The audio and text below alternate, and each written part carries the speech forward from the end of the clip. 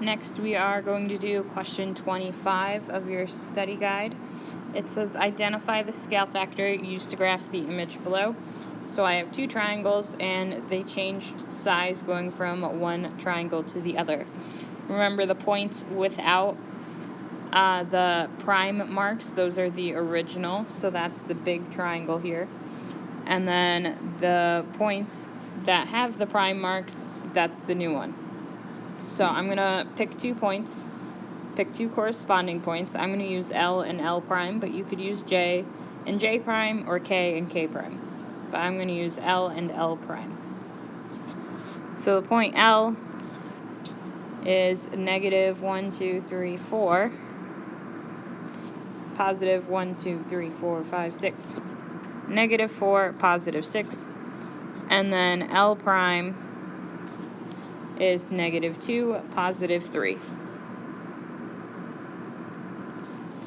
So I need to figure out what I multiply by to get from negative 4, 6 to negative 2, 3.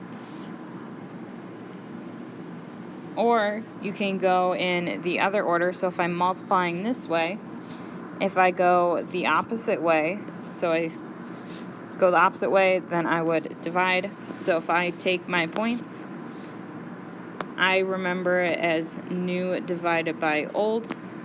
So I'm going to take my new point, I'll pick the y's, 3 divided by old, 6. 3 divided by 6 is, of course, 1/2. The other way you could do it is write a little equation. You could say, pick your coordinates. 6 times my scale factor k will give me 3, and then if you solve for k, you're essentially doing the same thing because you end up doing 3 divided by 6 anyway. So the way I remember it is I take my new point and I divide by my old point, and when I do that, I get the scale factor k equals 1/2. And you can always double check your work. Negative 4 times 1/2 does give me 2, and then 6 times 1/2 does give me 3.